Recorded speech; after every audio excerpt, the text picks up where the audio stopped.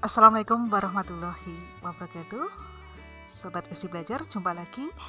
Kali ini akan belajar tentang pengertian dan manfaat pendapatan nasional. Sobat Isi, untuk menjawab beberapa pertanyaan seperti bagaimanakah tingkat inflasinya di suatu negara, bagaimana tingkat penganggurannya, lalu bagaimana tingkat pertumbuhan ekonominya apabila dibandingkan dengan pertumbuhan tahun sebelumnya, apakah membaik atau memburuk? Agar dapat menjawab beberapa pertanyaan tadi, perlu adanya analisis makroekonomi yang didukung beberapa data. Data-data yang dikumpulkan inilah yang akan menjawab perekonomian suatu negara tersebut apakah baik atau sedang tidak baik. Salah satu informasi penting yang akan dikumpulkan adalah data pendapatan nasional. Pendapatan nasional merupakan ukuran ekonomi untuk menilai kinerja ekonomi dari suatu negara. Istilah yang sering dipakai untuk pendapatan nasional adalah produk domestik bruto, biasa disingkat PDB, atau dalam bahasa Inggris Gross Domestic Product, disingkat GDP.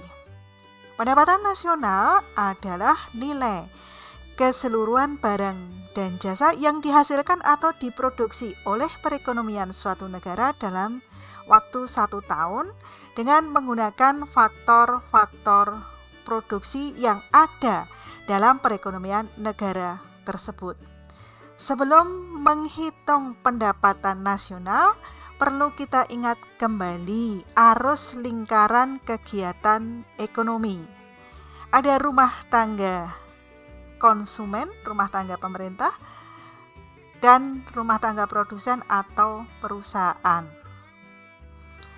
Rumah tangga konsumen menyerahkan faktor produksi kepada produsen untuk digunakan dalam proses produksi menghasilkan barang dan jasa. Karena memakai atau menggunakan faktor produksi, produsen pada garis 2 ini akan memberikan balas jasa yang diberikan kepada pemilik faktor produksi. Faktor produksi itu apa saja? Yang pertama adalah alam tanah. Alam tanah ini akan memperoleh balas jasa berupa sewa. Balas jasa untuk faktor produksi yang kedua adalah tenaga kerja. Tenaga kerja akan memperoleh balas jasa berupa gaji atau upah. Ya, tenaga kerja faktor produksi yang kedua. Faktor produksi yang ketiga adalah setelah tenaga kerja ada faktor produksi modal. Faktor produksi modal ini akan memperoleh balas jasa berupa bunga atau interest. Sobat Esi, sebenarnya apa sih manfaatnya dari menghitung pendapatan nasional? Yang pertama, manfaat pendapatan nasional untuk mengukur tingkat kemakmuran. Melalui penghitungan pendapatan nasional, tingkat kemakmuran masyarakat dapat diketahui. Semakin tinggi nilai pendapatan nasional suatu negara, maka akan semakin tinggi pula tingkat kemakmuran negara tersebut. Dan sebaliknya, semakin rendah nilai pendapatan nasional suatu negara, maka semakin rendah tingkat kemakmuran negara tersebut. Manfaat yang kedua, mengetahui dan menganalisis struktur ekonomi suatu negara apakah struktur industri atau masuk dalam struktur agraris atau jasa.